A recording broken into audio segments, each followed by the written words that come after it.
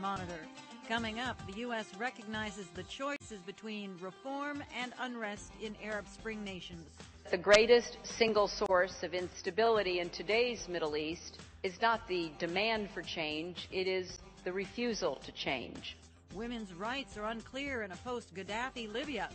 Yemen protesters stick to their nonviolent approach to change, and the U.S. expects an IAEA report to reflect concern over Iran. It's all ahead on VOA. U.S. Secretary of State Hillary Clinton says Syrian President Bashar al-Assad has systematically violated all terms of the Arab League-mediated peace plan for his nation. She says the United States supports democratic reform in the Middle East without reservation. VOA State Department correspondent David Gullis has details of Clinton's remarks made in a policy speech late Monday. Aides say Clinton made the speech to clearly affirm that although the United States had close ties to ousted or endangered Middle East strongmen in the past, it now stands in solidarity with all of those in the region who seek inclusive democracies. Addressing the National Democratic Institute in Washington, Clinton conceded that the United States has not always pushed reform hard enough and too often has accepted the notion advanced by Middle East autocrats that supporting them was the only way to fend off extremism. Clinton, speaking to an audience that included reform activists from across the region, said the United States now recognizes that the real choice is between reform and unrest. The truth is that the greatest single source of instability in today's Middle East is not the demand for change, it is the refusal to change. That is certainly true in Syria, where a crackdown on small, peaceful protests drove thousands into the streets and thousands more over the borders. It is true in Yemen, where President Saleh has reneged repeatedly on his promises to transition to democracy and suppressed his people's rights and freedoms. And it is true in Egypt. Clinton said that if power in Egypt remains in the hands of a few unelected officials, the country will have missed a historic opportunity and planted the seeds for future unrest. But she reserved her sharpest criticism for Syrian President Bashar al-Assad, who she said has spurned every provision of the Arab League peace plan he accepted last week to protect Syrian civilians. He has systematically violated each of its basic requirements. He has not released all detainees. He has not allowed free and unfettered access to journalists or Arab League monitors. He has not withdrawn all armed forces from populated areas, and he has certainly not stopped all acts of violence. In fact, the regime has increased violence against civilians in places like the city of Homs. Now, Assad may be able to delay change, but he cannot deny his people's legitimate demands indefinitely. Clinton reiterated Washington's call for the Syrian leader to step down and said until he does, the United States and world community will continue to increase pressure on him and what she termed his brutal regime. The Secretary of State also castigated Syria's main diplomatic ally, Iran, accusing the government there of breathtaking hypocrisy by claiming to support democracy abroad while killing peaceful protesters on the streets of Tehran. She said the United States is prepared to work with elected Islamist parties, provided they, among other things, abide by the rule of law, respect the rights of women and minorities, and let go of power if defeated at the polls. Clinton also expressed impatience with the stalled efforts to revive peace negotiations between Israel and the Palestinians. She said it would be short-sighted to think that either side can simply put peacemaking on hold until the current upheaval is over. She said the stalemate in the Arab-Israeli conflict is one more status quo in the Middle East that cannot be sustained. David Gullis, VOA News, the State Department. U.S. lawmakers have lifted a hold on aid to the Palestinians, which was suspended earlier this year in response to their bid for United Nations membership. The head of the House Foreign Affairs Committee says she will no longer block some $200 million in aid used to fund the Palestinian police force and other development projects in the territories. In a letter sent to the U.S. Foreign Aid Agency, the representative said the committee received assurances about the use of the funds and their importance to national security. U.S. lawmakers froze the money in late August in response to the Palestinian Authority's bid for statehood recognition, which was made despite strong objections from the U.S. and Israel.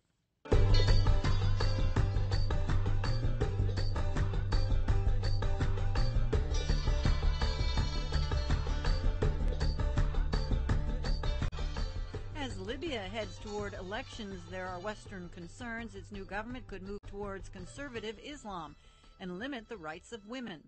In Tripoli, VOA's Al Pessin found hearty debate about the future for women, especially when it comes to husbands having multiple wives. On Libya's Liberation Day, rebel leader Mustafa Abdul Jabril said in the new Libya he wants men to be allowed to marry up to 4 wives without getting permission from their existing wives, as a Gaddafi-era law required.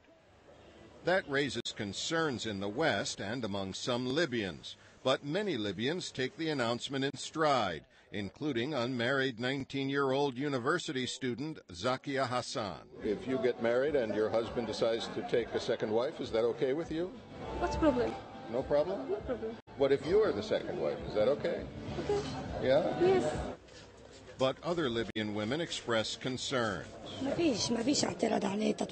I have no objection to Sharia, but we should not just give men the right to marry additional women and forget about the rights of other wives.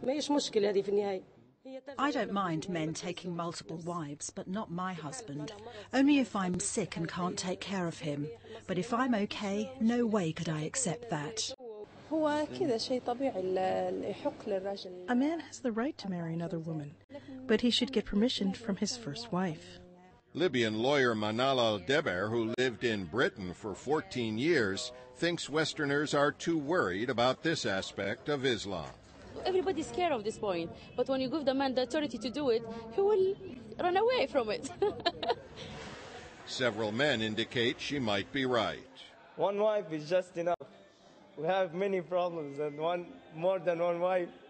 Come on, we can take one and we'll say that that's it. If you ask me for my own opinion, Yeah. When women, it's too enough for me. But clothing importer Marouk de Broek has a different view. I already have 2 wives, and I will take a third, God willing. In Sharia, we can have up to 4 wives, but a man must be fair with all of them. One concern is that allowing multiple wives would go along with limits on women's rights. But Libyan psychiatrist Iman Farhad, a mother of 2, is not worried about that. My husband wouldn't do that, and if he is going to do that, then it doesn't need to have my permission. They can do it without it. So it's possible for the women to have full rights even in that situation? Yeah. Oh, yes. Yeah. Yes. Okay. Absolutely. That's not going to convince those who worry about the future of women's rights in Libya. But in fact, the revolution inspired some women to get more involved in their society. One organization that sprung up is Heartfelt Promise, founded by housewife Suad Al-Faytouri and several of her neighbors. The goal is to raise the standards of Libyan women, for example, by teaching them how to operate computers and how to speak English. Democracy starts from the smallest units of society, and then it expands. All across the country, women joined in the celebrations of Libya's liberation. But as Libyans build their new society, one question they'll have to answer is to what extent women will truly be involved. Al Pessin, VOA News, Tripoli. As Arab Spring turns to fall, Yemen's popular uprising remains very much in the trenches. After more than 9 months and a number dead and more wounded in the central squares of the capital, Sana'a, and in Taiz and other cities, this nonviolent protest continues to seek the overthrow of President Ali Abdullah Saleh. Many experts predict civil war. Few think the president will survive in office. David Arnold has been following events in Yemen and is in the studio to describe what's been happening. Welcome, David. Thanks, Sue. After all these months, where's this uprising headed? Recently, the president and his opponents remain in a deadlock. The president refuses to leave, and some established tribal coalitions have deserted him to side with the pro-democracy demonstrators. But the movement began with young founders who were committed to nonviolence.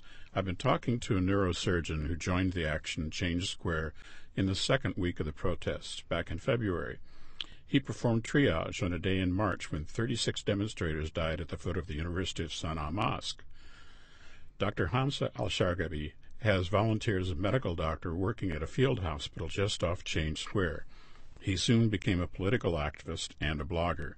Here's how he described joining this revolution. Regarding my experiences in the field hospital, the first days, that's basically in February, I was basically helping people who have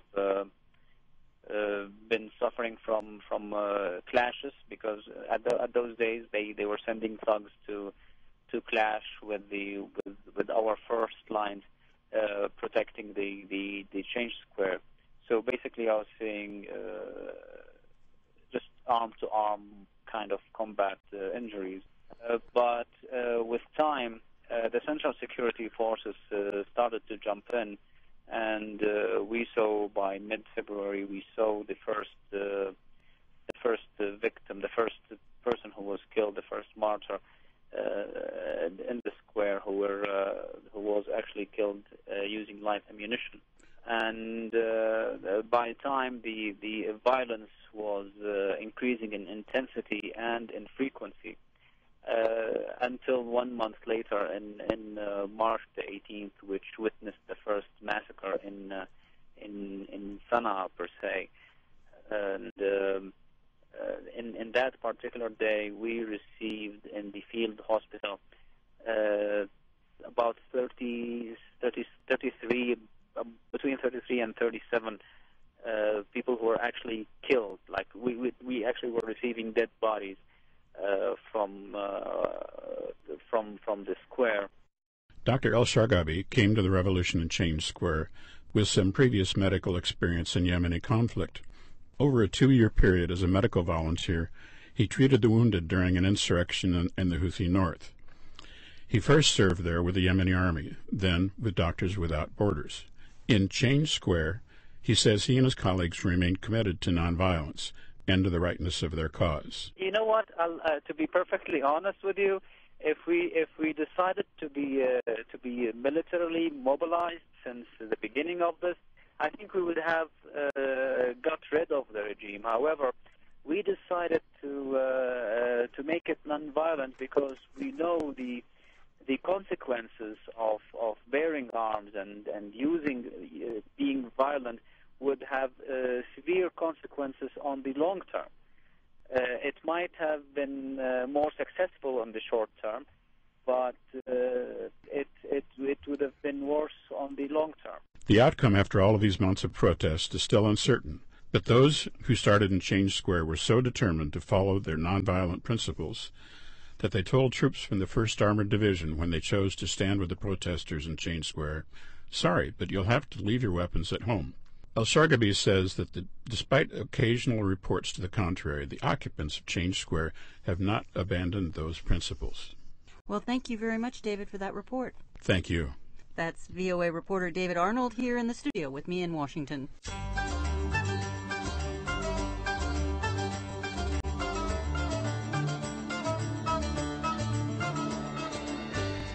U.S. officials say the United States continues to focus on a diplomatic solution to the standoff with Iran over its nuclear program.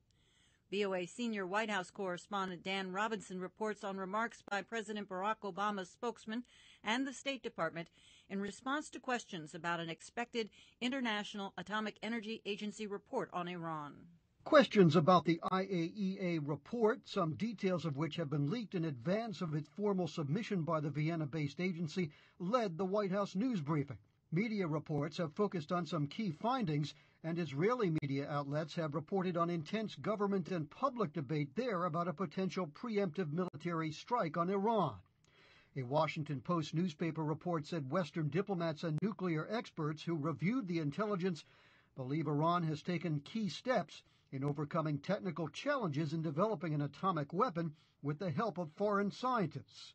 Iran maintains that its nuclear program is for peaceful purposes.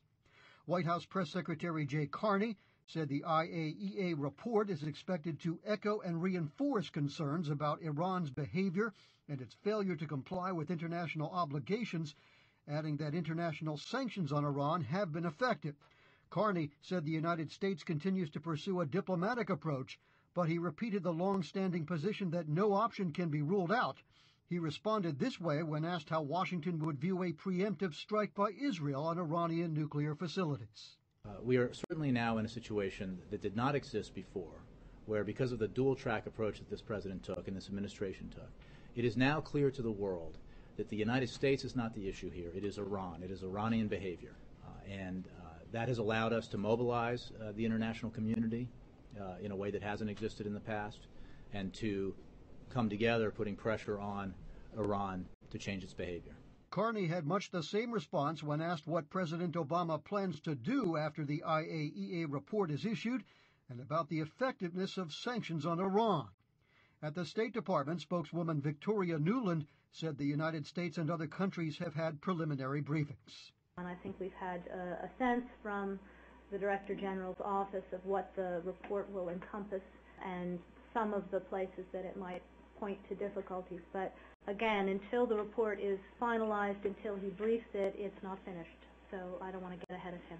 Nuland repeated the U.S. and international position that Iran is permitted to use its nuclear program for peaceful purposes as long as it is transparent and allows full inspections. But she said Iran has not allowed full inspections and exchanges of information that would reassure the world, and that Tehran has continued enriching uranium to more than 20%, well beyond what's needed for peaceful energy purposes. At last week's G20 summit in France, President Obama said Iran's nuclear program poses a continuing threat and urged Tehran to meet its nuclear obligations.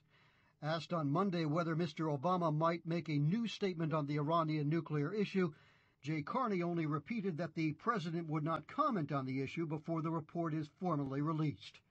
Dan Robinson, VOA News, the White House.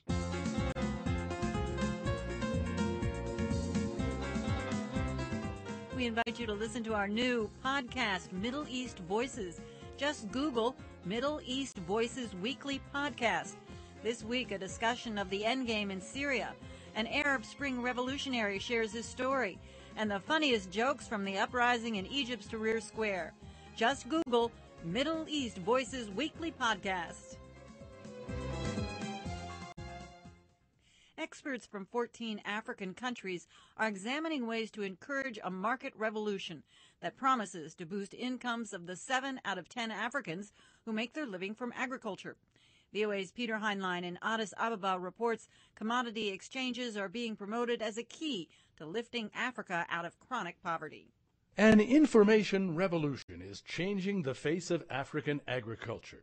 From Tanzania to Ghana and Zambia to Ivory Coast, a move is on to connect rural farmers instantaneously to the information they need to sharply increase their incomes. In Ethiopia, an automated data server providing real-time commodity prices received more than 1 million calls last month.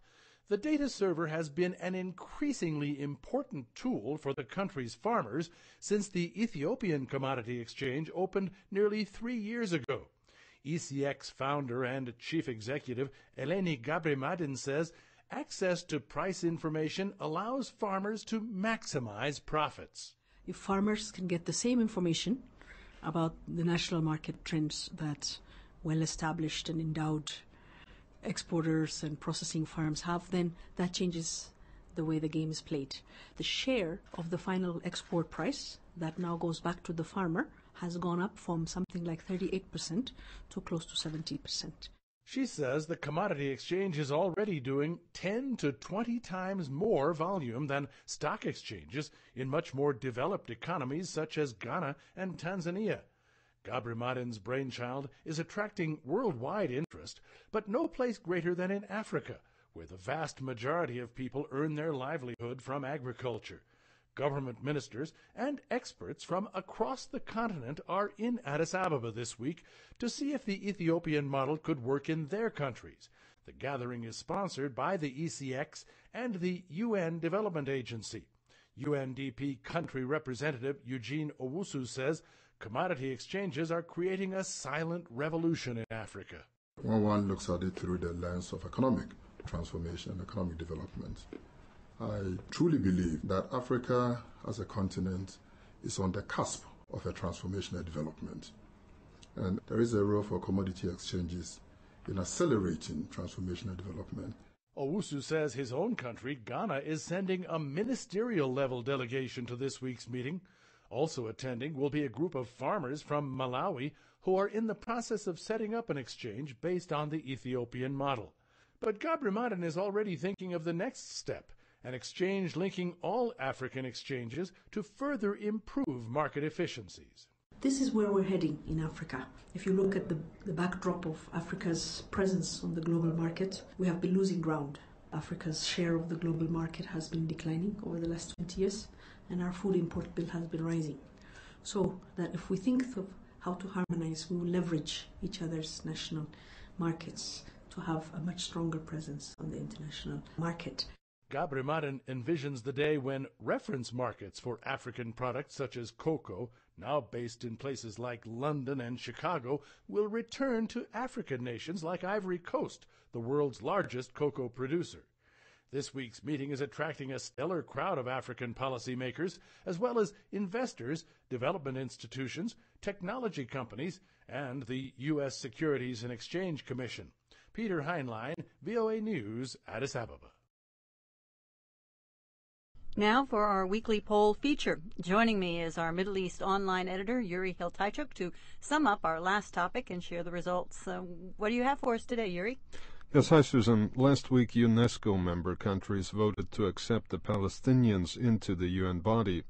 Many have welcomed it as an important first step in the Palestinian Authority's quest for full UN membership. But the move is not supported by all, with the United States being in the forefront of those opposing it. Opponents argue that only through negotiations and an eventual peace agreement with Israel can Palestinians pursue UN membership, and that applying for UNESCO membership beforehand was really just a maneuver that would strengthen their overall position.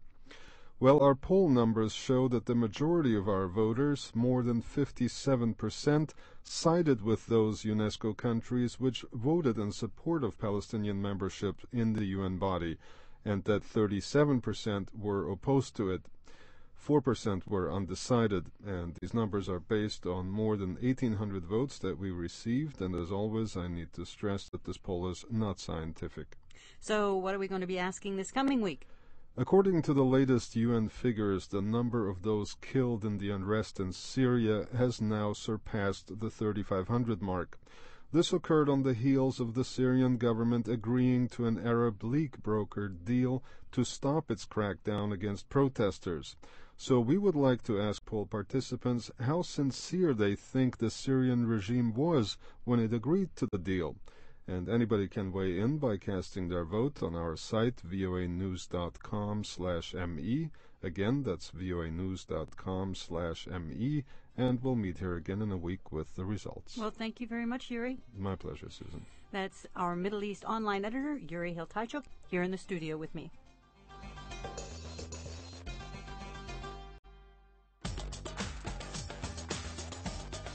This has been VOA's Middle East Monitor. Join us Monday through Friday for news from the region and of interest to the region. Coming up on International Edition, Liberia's runoff elections. We'll tell you who is poised for victory. Thanks for tuning in to the Voice of America.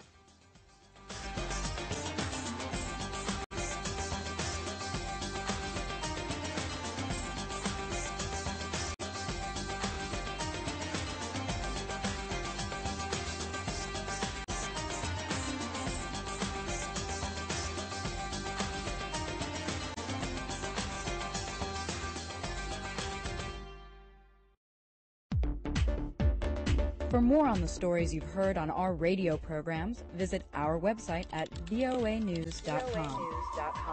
That's where you'll find in-depth reports, related stories, videos, and more from our team of correspondents. Or take the news with you by downloading podcasts of your favorite VOA program. That's at voanews.com. voanews.com. Online news for a changing world.